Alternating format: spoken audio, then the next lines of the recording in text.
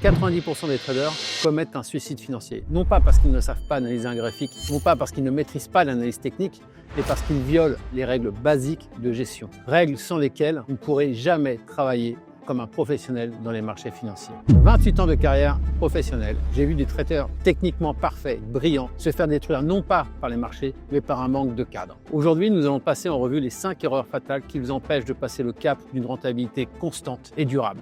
Et je vais vous donner l'antidote institutionnel pour chacune d'entre elles. Avant d'aller plus loin, pensez à vous abonner si ce n'est pas déjà fait, car chaque semaine, je partage mes expériences, mes vues de marché, une analyse assez distincte qui va vous permettre de progresser et d'améliorer vos résultats semaine après semaine. Si vous regardez cette vidéo, vous n'êtes certainement pas un débutant. Vous savez que le trading n'est pas un moyen de devenir riche du jour au lendemain. Peut-être même que vous avez une certaine expérience et une première méthode de trading, une intervention sur les marchés financiers. Pourtant, actuellement, vous êtes dans cette zone que j'appelle une zone de frustration. Tantôt vous gagnez, tantôt vous perdez. Vous faites un pas en avant, puis 3 en arrière. Vous n'arrivez pas à atteindre un niveau de rentabilité constante dans votre activité de trading. En gros, vous sentez qu'il vous manque la clé pour verrouiller vos gains et traiter en toute sérénité. Cette pièce manquante n'est pas du tout une nouvelle stratégie ou une nouvelle méthode de trading, c'est un véritable processus opérationnel.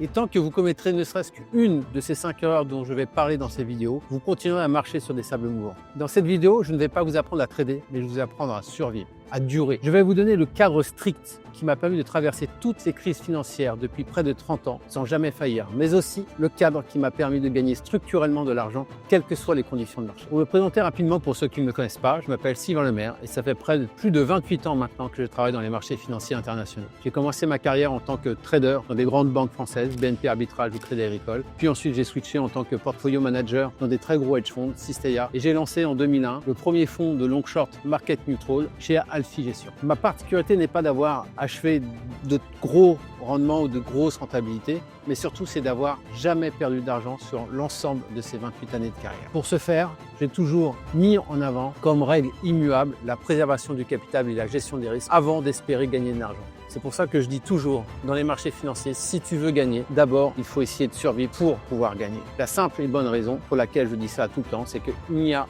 strictement aucune méthode de trading qui gagne tout le temps. Certaines fois, en fonction des conditions de marché, votre méthode de trading va gagner, va afficher de très bons rendements. Et parfois, la même méthode de trading va structurellement, mais quand je dis structurellement, c'est systématiquement perdre de l'argent. Il faut avoir conscience de ça. Et si dans le trading, vous n'êtes pas prêt à perdre d'argent, ne faites pas de trading. Parce qu'il est possible que votre première série de trades soit négative. En revanche, ce que je vais vous apprendre aujourd'hui, c'est que votre process de gestion, si vous incluez le fait d'éliminer les 5 erreurs dont je vais parler, vous allez pouvoir construire, bâtir un système de trading basé sur un trading plan solide qui vous permettra de traverser toutes les crises. Vous devez être capable d'absorber une série d'une dizaine de trades négatifs d'affilée et avoir toujours la capacité de saisir la prochaine opportunité. Donc toujours être en capacité d'investir. Ça s'appelle un trading plan, une méthode de gestion éprouvée sur 28 années d'expérience. On attaque tout de suite avec la première erreur, l'impatience de la rentabilité. Vouloir forcer le marché à se plier à sa volonté. Il y a un dicton qui est très parlant dans les marchés financiers qui dit « il est urgent de ne rien faire ». Quand les conditions ne sont pas réunies, ne traitez pas. L'impatience est votre principal ennemi dans les marchés financiers. Les marchés, le trading a une connotation psychologique extrêmement importante. Soyez patient. Vous savez que faire des résultats x10 sur un mois, une semaine, un jour, tel que vous pouvez le voir sur Internet, c'est quelque chose qui n'existe pas. Vous devez intervenir dans les marchés quand les conditions sont réunies, quand vous êtes quasiment sûr et certain de gagner, quand tous les indicateurs vont dans le même sens. Ça, c'est extrêmement important. Savoir attendre le bon moment, savoir être patient, fera partie intégrante de votre process et de votre méthodologie de gestion et de trading. Rentrer au bon moment sur un trade fera 50 voire 70% de votre rentabilité. Vous ne comprenez pas les mouvements de marché, n'intervenez pas. Juste faites un pas en arrière, regardez ce qui se passe, essayez de comprendre ce qui est en train de se passer dans le marché, ce que le marché est en train de pricer, comme news, comme scénario macroéconomique. Vous le verrez probablement dans les charts. Si vous ne les comprenez pas, n'intervenez pas. La patience est une vertu essentielle dans les marchés financiers. La réalité, c'est que le marché ne vous doit rien. Il ne vous donnera rien. C'est à vous d'aller prendre au marché de l'argent, aux autres intervenants. Soyez sûr de vous quand vous intervenez. Il faut absolument que toutes les étoiles soient alignées. Si elles ne le sont pas, juste observez. Vous ne gagnerez pas d'argent en traitant. Je sais que tout le monde intervient dans les marchés financiers, tout le monde fait du trading pour gagner de l'argent. C'est comme au poker, on ne joue pas au poker pour perdre, donc on n'investit pas pour perdre de l'argent. Sachez que si vous intervenez, vous prenez une position sans en être sûr, sans avoir le meilleur timing possible, sans que tout converge dans votre scénario, alors vous perdrez de l'argent. Ou votre prix d'entrée ne sera pas bon, ce qui rendra votre risk-reward de votre position mauvais. Et s'il est mauvais, vous serez psychologiquement affecté et vous ne prendrez pas les bonnes décisions. Parce que le trader amateur, lui, veut absolument traiter. Parce qu'il a l'impression de travailler. Plus il prend de position, plus il pense qu'il va travailler. Sachez que plus vous prenez de position, plus vous prenez de frais, plus vous allez payer de frais au marché. Alors que le trader professionnel, lui, sait que chaque trade qu'il va mettre en place va lui coûter de l'argent au moment de son implémentation. Et donc, quand il l'implémente, il doit l'implémenter au bon moment. Et donc, il va attendre le moment adéquat, comme un chasseur. Il va attendre le meilleur moment pour tirer sa cartouche. Là, vous devez attendre le meilleur moment pour intervenir dans les marchés. Un trader professionnel sait être patient, sait regarder, sait analyser. Quand il pense qu'il n'y a pas d'opportunité ou que le risque est trop élevé pour lui, alors il préfère analyser le marché, analyser une nouvelle idée, analyser un nouveau scénario et juste se mettre un peu en retrait du marché financier. C'est pas parce que vous prenez des positions que vous travaillez correctement. Vous travaillez correctement quand vous allez prendre une position qui va gagner. Et plus vite elle va gagner, plus serein vous serez. Et plus serein vous serez, plus votre intellect pourra saisir une nouvelle opportunité avec plus d'intelligence et plus de sérénité et de certitude. La certitude, la patience, la sérénité sont des compétences essentielles et majeures dans cette activité de trading. Maintenant, pour éviter cette erreur, je vais vous donner une règle à appliquer dès maintenant. Cette règle est issue, encore une fois, de 28 ans d'expérience dans les marchés financiers. C'est une règle qui a éprouvé et qui m'a sauvé probablement la vie plusieurs fois. Avant de prendre un trade, s'il vous plaît, écrivez tout votre scénario par écrit. Pourquoi vous prenez ce trade-là? Quelle est sa raison sous-jacente? À quel niveau vous voulez rentrer? À quel niveau vous voulez sortir? À quel niveau vous allez vous stop-losser? Quels sont le news flow attendu par le marché qui est connu, qui est public, qui va valider ou invalider votre scénario technique? Écrivez tout. C'est en faisant cela que vous pourrez savoir si les conditions sont réunies au moment où vous allez initier votre premier trade. Si 100% des critères ne sont pas là, si les conditions ne sont pas pleinement réunies, vous ne tradez pas. Fermez la plateforme, allez marcher, allez réfléchir. Ça ne sert à rien de forcer un trade. Vous devez avoir un risk-reward en permanence le meilleur possible et des certitudes les plus fortes possibles. Une grosse conviction fera que votre trade sera gagnant. Le challenge que je vous propose, c'est de passer une journée, voire une semaine sans traiter. Juste à observer le marché, comment il évolue en fonction du news flow qui peut impacter jour après jour les marchés financiers. Apprenez à être payé pour votre patience,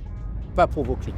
Maintenant, on va passer à l'erreur numéro 2, que beaucoup de gens qui commencent dans le trading font, négliger la préservation du capital. Sachez qu'en fait, tout bon trader a comme première règle, et c'est ce que je vous disais en introduction, la préservation du capital. Le but premier de chaque trader est avant tout de survivre. Si vous êtes capable de survivre dans les mauvais moments, alors vous gagnerez de l'argent. C'est très simple à comprendre. Aucune méthode de trading ne fonctionne tout le temps. Donc vous devez structurer votre activité de trading pour être capable de supporter une série de 10 voire 20 trades perdants d'affilée sans pour autant être sorti du marché, sans pour autant avoir perdu votre capacité d'investir, c'est-à-dire avoir perdu votre capacité de saisir la prochaine opportunité. C'est extrêmement important. La préservation du capital et la gestion des risques, c'est très probablement la technique que vous devez apprendre en premier, avant même de savoir traiter, avant même de connaître l'analyse technique. Vous devez savoir à tout moment ce que vous êtes capable de perdre par trade et sur l'ensemble de votre portefeuille. C'est essentiel. Sans cela, vous allez tout droit dans le mur et à la fin, vous perdrez l'ensemble des capitaux que vous allez engager. Sachez une chose, si vous êtes capable de survivre dans les mauvais moments, alors si vous travaillez correctement et que vous suivez votre méthode de trading, à la fin,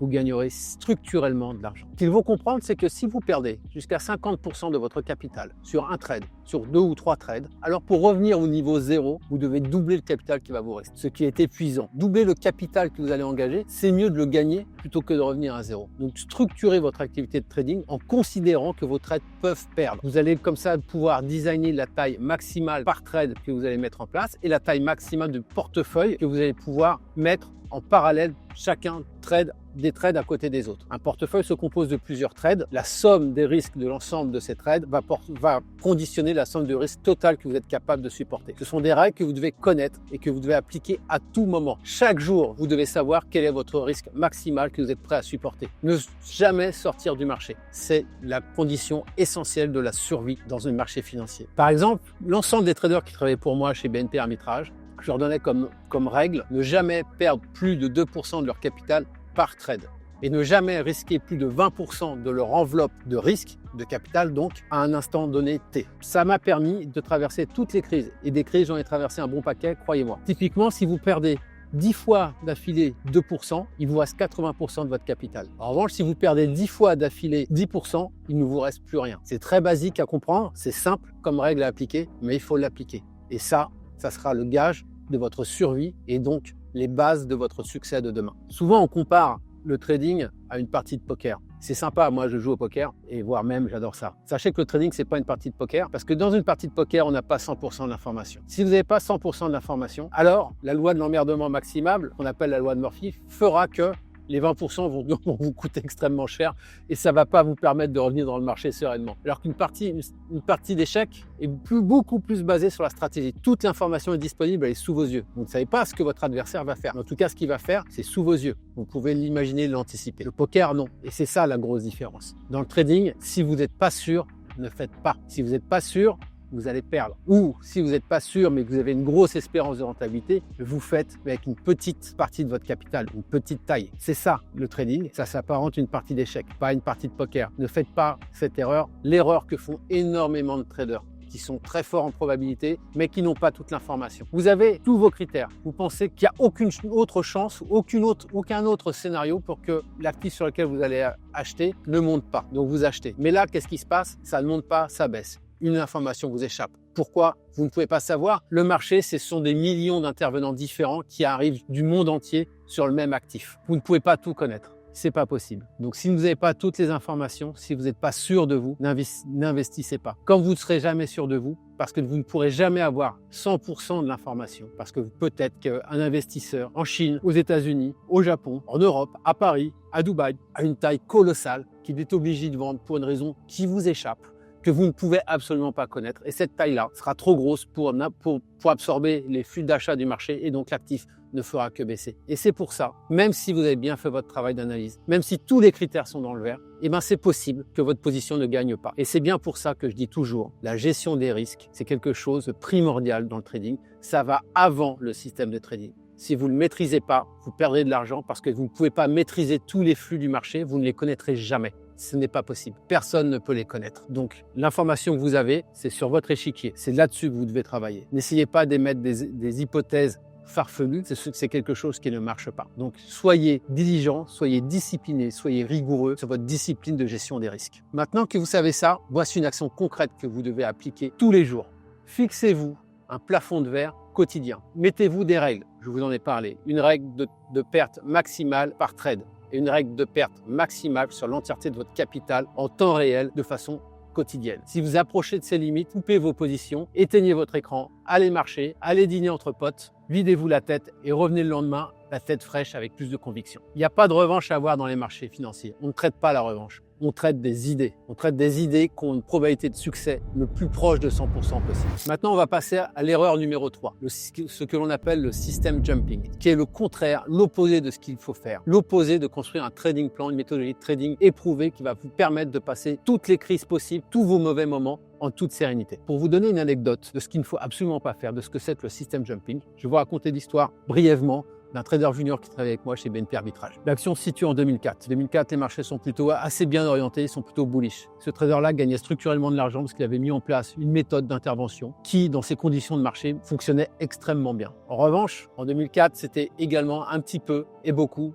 la crise de la dette dans les télécoms. Les endettements colossaux des boîtes comme Vivendi, comme France Télécom, qui est devenu Orange par la suite, n'étaient plus tenables et ça a stressé le marché. La volatilité a augmenté, la volatilité à court terme du marché a augmenté, tandis que la volatilité à long terme, elle, n'avait absolument pas du tout bougé. Donc les techniques de hedge ne fonctionnaient pas à ce moment-là. Son trading, sa méthode de gestion ne fonctionnait plus et commençait à détruire systématiquement de l'argent. Mais ce qu'a fait ce trader-là, c'est qu'il a voulu changer sa façon d'intervenir et surtout changer ses limites de risque. Donc il prenait des positions de plus en plus grosses parce qu'il ne comprenait pas pourquoi des actifs comme France Télécom, Vivendi, eQuant à l'époque ne faisaient que baisser alors que tous les fondamentaux plutôt donnaient ces valeurs comme des valeurs de croissance qui ne pouvaient que monter. Effectivement, il y avait un stress sur la dette et donc les marchés commençaient à baisser fortement. Et donc ce qui s'est passé, c'est que ce trader-là s'est entêté. Il a essayé de switcher sa méthode de gestion des risques sur une méthode beaucoup plus relaxe. Plutôt que de pouvoir perdre 2% par trade, il s'est permis de pouvoir perdre jusqu'à 5%, ce qui n'a pas manqué d'arriver. Et donc c'est ce qui s'est passé, c'est que je l'ai convoqué et je lui ai annulé ses limites de risque. Pourquoi? Parce qu'il n'avait pas compris qu'en fait, ces méthodes de trading ne pouvaient pas gagner tout le temps. Et comme elles ne pouvaient pas gagner tout le temps, c'est pas en switchant ses limites de risque de plus petite à plus grosse, que sa méthode de trading allait mieux marcher. Il fallait juste comprendre que c'est sa méthode de trading, sa méthode d'intervention, son scénario macroéconomique, son scénario fondamental, son scénario de valorisation relative de valeur des unes par rapport aux autres ne fonctionnait tout simplement plus dans ces conditions de marché-là. Ce qu'il faut faire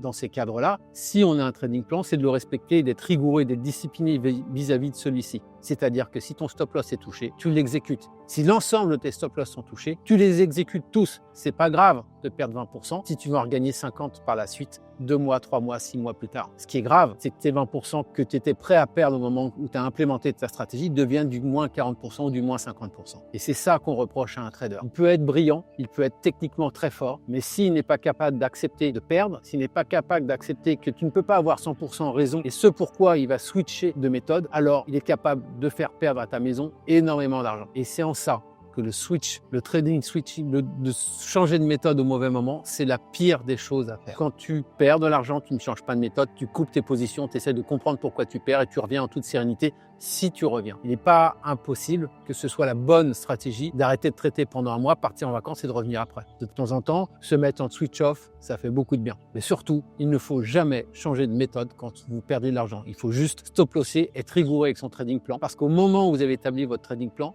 il a été établi sur des règles parfaitement objectives. Au moment où vos positions évoluent, elles vont vous affecter psychologiquement. Et si elles évoluent mal dans le mauvais sens, elles vont vous affecter négativement.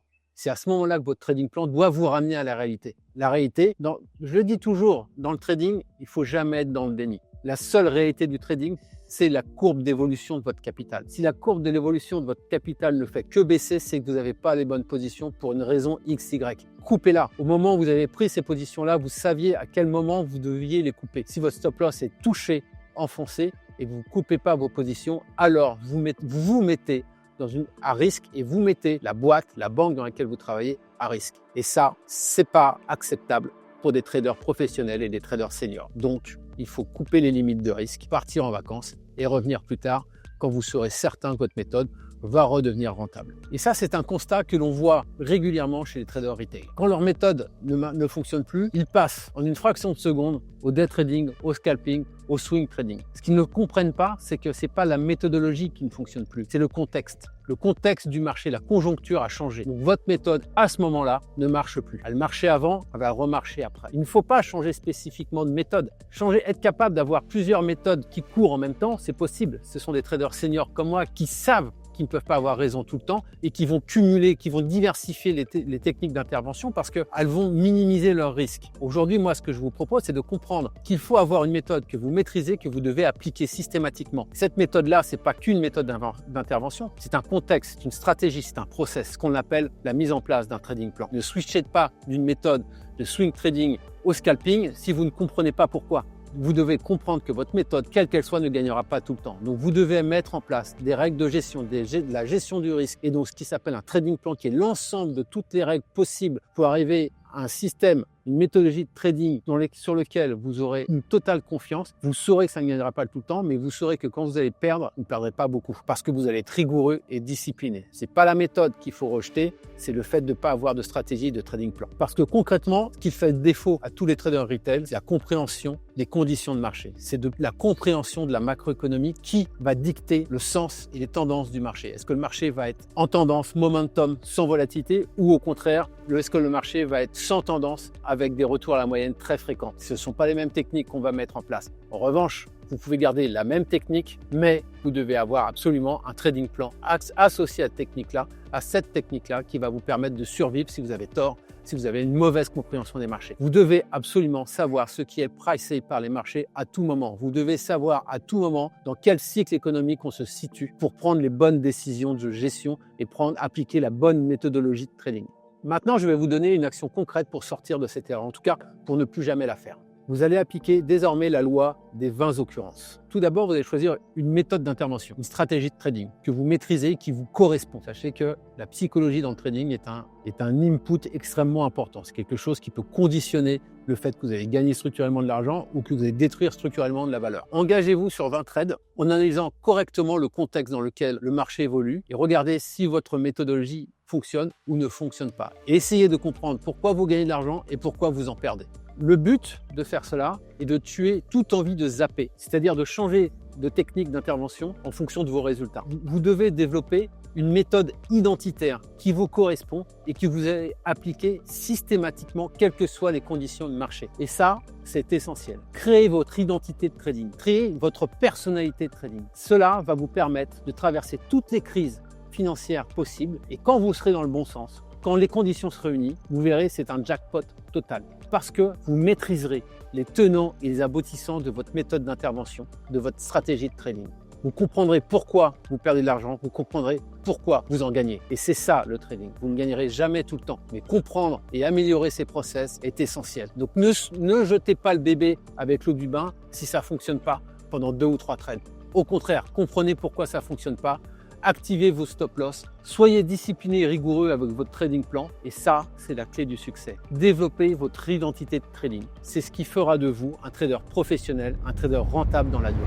On va passer maintenant à l'erreur numéro 4, ce que l'on appelle l'amateurisme. Le trading, c'est un métier à part entière. Je fais partie de ceux qui pensent que le trading peut s'apprendre. J'en suis probablement la preuve vivante. J'ai formé tout un tas de traders tout au long de ma carrière. Le trading, c'est donc un métier avec ses règles. C'est un métier très professionnel, un métier extrêmement exigeant, un métier extrêmement passionnant. Si vous considérez le trading comme un hobby, comme une partie de tennis, on peut être fort, on peut travailler, mais pas comme un métier, alors la partie est perdue d'avance, croyez-moi. Le trading, c'est un métier, une activité à part entière. Imaginez une entreprise sans comptabilité. Qu'est-ce qui va se passer? Vous allez tout droit à la faillite. Si dans votre activité de trading au quotidien, vous ne tenez pas un journal de bord, alors vous ne saurez pas pourquoi vous avez gagné de l'argent il y a 2 ans et vous ne pourrez pas vous référer à des périodes de conjoncture, de conditions de marché similaires. Notez systématiquement sur votre journal de trading tous les trades que vous faites, pourquoi vous les faites, dans quelles conditions de marché vous vous situez, quelle est votre analyse macroéconomique, est-ce que c'est un trade qui joue une tendance, est-ce que c'est un trade qui joue un retour à la moyenne, est-ce que c'est un trade qui se passe dans des marchés stables, sans volatilité ou au contraire dans des marchés extrêmement agités. Notez pourquoi ça a marché.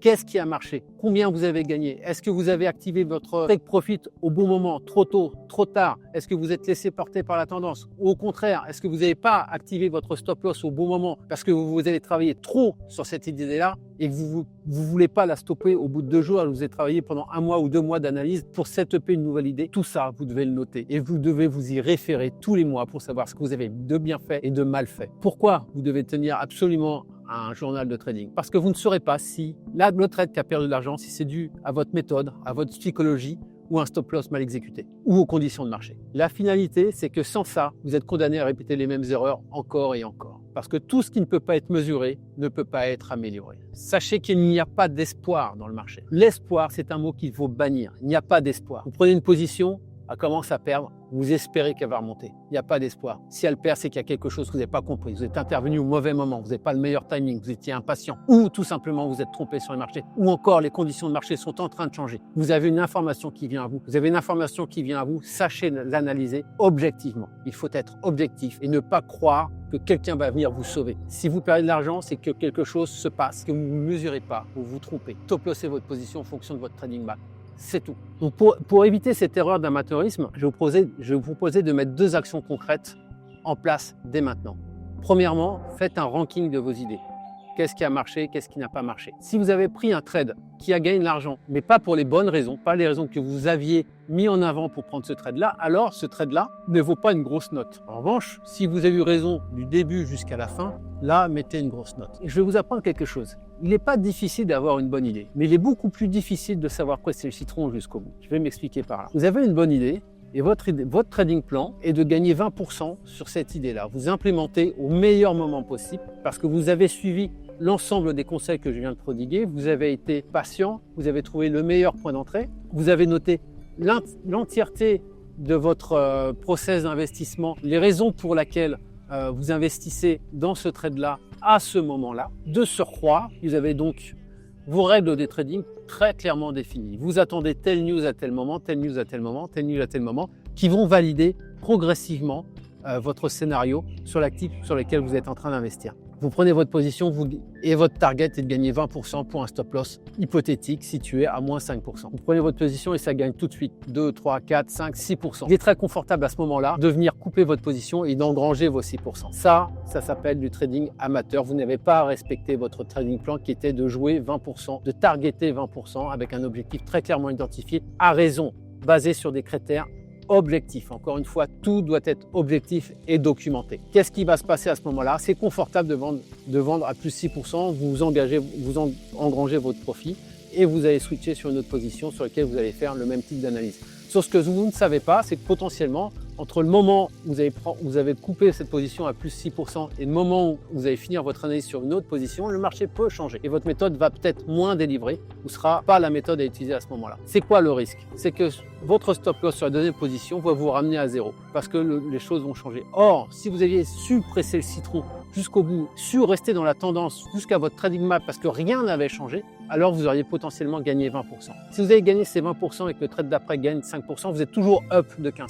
En revanche, si vous avez pris votre profit trop tôt à 6% et que votre trade d'après perd 5%, vous revenez à peu près à zéro. C'est ce qu'il faut éviter de faire. On dit toujours dans les marchés, gardez les positions qui gagnent le plus longtemps possible et coupez vos pertes le plus tôt possible. C'est ce qui fera que dans la durée, vous gagnerez de l'argent. Notez ça, rankez ce qui a bien marché.